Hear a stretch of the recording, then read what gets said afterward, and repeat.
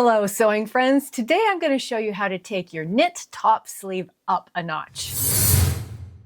I'm Carrie and welcome to So Darn Fun. I love showing you how to do quality clothing alterations, tips and tricks, and today is just some fun. If you saw my last video, you saw my new favorite turtleneck and had to make that out of a regular t-shirt pattern.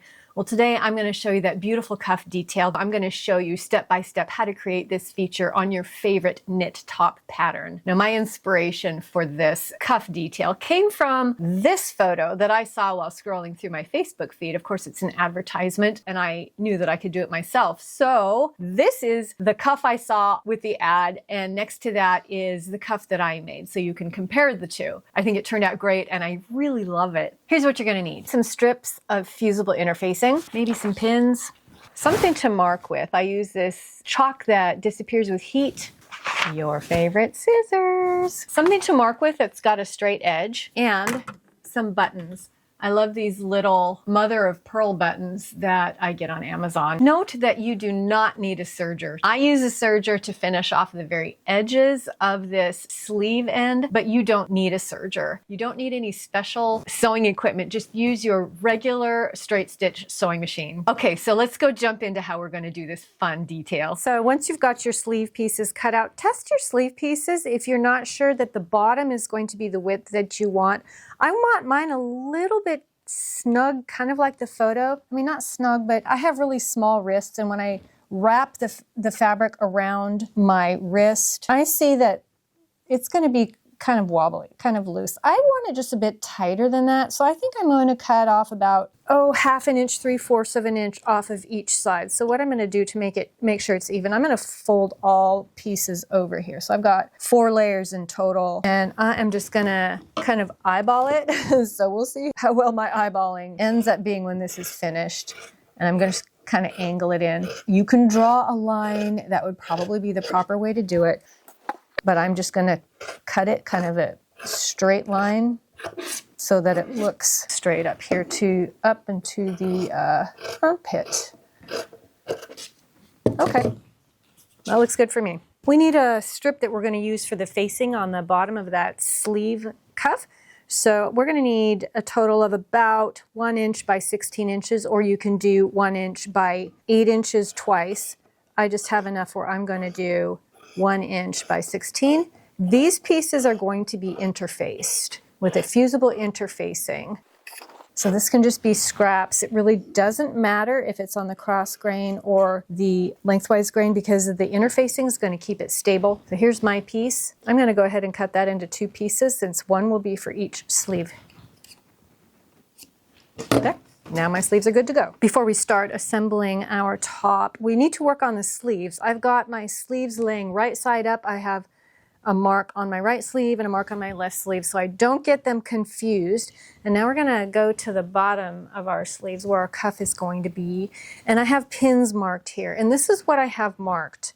I am marking where I'm going to put the slit on each sleeve. This is my right sleeve. And so from my right sleeve with the right side up, I've marked about 2 1/4 inches from the side. This is how I achieved that measurement, and this is what you'll want to do with yours, is I folded this in half, and then in half only to the seam allowance point here. Then I put the pin in, so it's like 1/4 of what my actual sleeve cuff width is. So this is 1/4 in, not including the seam allowance, and then the same on my left sleeve. I have got 2 pieces of interfacing cut. These are 1 inch by 4 inches, and I am going to go on the wrong side and fuse that just right over that spot, straight up, without cutting, not yet, on both sleeves. Of course, I'll pull my pin out, but we'll just fuse that on in that position right there. And I already, as I previously showed, I've got 2 other strips, and this is going to be our facing on the inside of those little cuff slits. So let's go fuse this on. This is the inside of my right sleeve, and I've laid this little black piece of fusible interfacing down. It's centered over where my pin is. So now I can pull my pin out, take my iron and just fuse it on. I'm fusing this on the wrong side of my right sleeve. Wrong side of my right sleeve. Let's get my left sleeve. This is the wrong side of my left sleeve. Centering that fusible interfacing over my pin, straight up, pull my pin out. And that part's done. I need to mark 3.5 inches up on this interfacing. So right about in the middle of it, I'm just going to draw a chalk mark. And on that chalk mark, do this on both sleeves. I'm going to slit. Hold your breath. I always do. Hope it's right. It'll be fine, don't worry.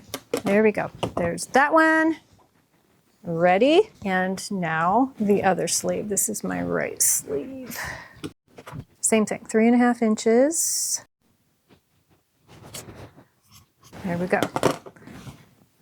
Now let's go over to the machine and we're going to be using our pre-interfaced longer strips for this next part. Actually, we're going to serge one long edge of each of these before we head over to the machine. Here are the strips with the serged edge. This is not necessary. You don't have to serge this. The only reason I did it is for looks.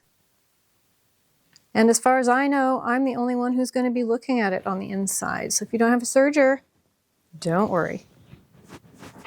So I hope you can see I've got the slit here and my piece right here. I'm going to put right sides together.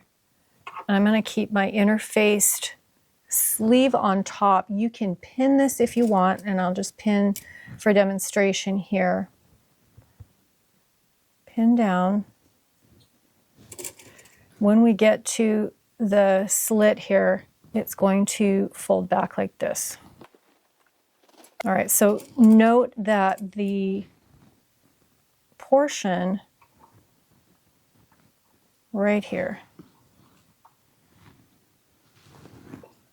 won't stay against the edge of the facing piece. It will come in like that.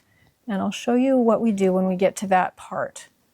Let's just sew this. By the way, I'm just using a regular old straight stitch. My needle is a regular 7511. I'm not using anything special for this.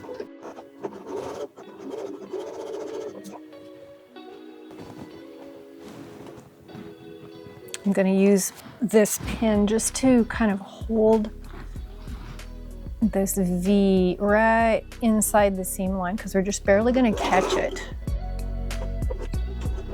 Making sure that we don't make any little accidental pleats in there.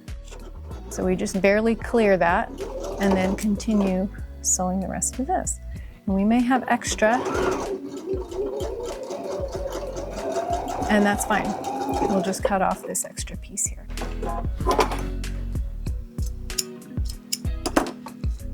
So this is what it looks like. So this is the right arm sleeve that I just put the little facing on. And if I was wearing it, this is how I always figure out which one laps over which. I want my front portion to have the buttonholes because I want it to lap over that way. So I know that the portion that is attached to this longer edge is the one that's going to fold under. Let's press that. With some fabrics, they press better. For some reason, if you press the seam allowance open, I don't know why. And then we can fold it back and press it. And then this little corner up here just folds back on itself like that. So this is the wrong side. If we look at the right side, let's see what that's going to look like.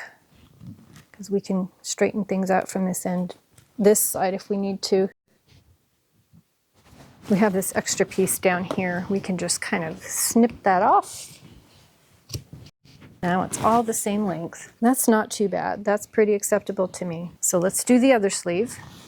It's easier when our sleeves are flat to go ahead and do our buttonholes right now. If you want to top stitch, you can top stitch. I'm not going to because my buttonholes are going to keep this facing held back. So I'm going to put 3 little pearl buttons here. So I'll figure out the buttonholes and I'll just do this. I'm not going to give directions on buttonholes. You'll have your favorite method.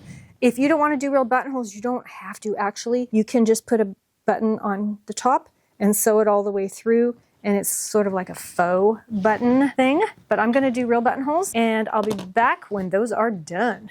I will just add a little bit of suggestion. When you do buttonholes on a stretchy fabric, use tearaway stabilizer underneath it all. It will greatly help you. If you don't have this, just use a piece of paper. Trust me, it'll help your buttonholes on stretchy fabrics. Okay, my buttonholes are done. I just haven't cut them yet, but all I need to do is slice the buttonholes. I've got these cute little pearl buttons that I'll be putting on there. And we're almost nearly done with this lesson. Once that's done, then we'll be able to sew the entire top together, and we'll take care of the hemming of this. Now, I'm not going to turn it under to hem it because it's going to be too bulky. In the picture, these are just serged, and I know some of you just are completely allergic to serging the edge. That's totally fine, I get it. But I wanted to copy the photo, so that's how I'm going to finish off these edges. Here's my sleeves with the buttons sewn on. I'm going to finish sewing this top together, and then we'll get back to finishing that edge. But you don't need a serger. You can just press it under and top stitch it. It would be a smart idea to try this out on a scrap of fabric to make sure it doesn't ripple or stretch out. Another option is to leave the cut edge just raw. Most knits nowadays don't run, and so this is a viable option. But for some of you, and maybe for me, maybe a little cringy.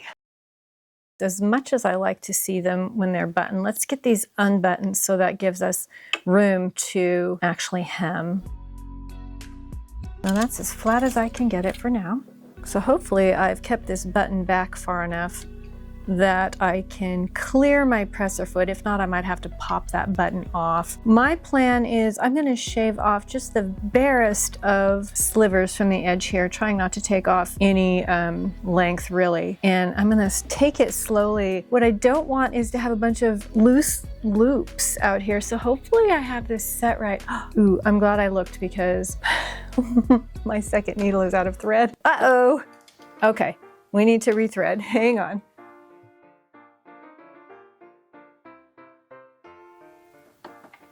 You know, you can lift your presser foot up with your hand right there. It's easier to manipulate some things if you can just kind of push the fabric back and lift the foot up manually. I'm going to make sure that these seams here are going the correct way. This one goes back, so I'm going to keep it going that way, and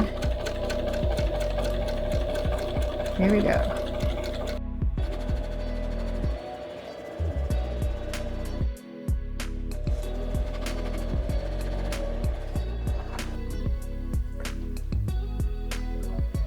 Maybe this portion here isn't very good. Maybe I'll just do 2 sergings.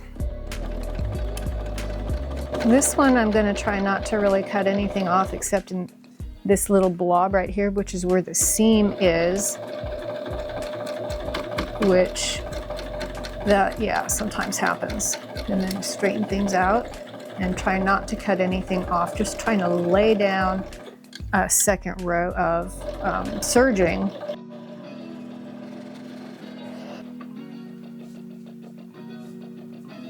Yeah, I actually like that better. So I'll feed these ends into the serging with a big-eyed blunted needle.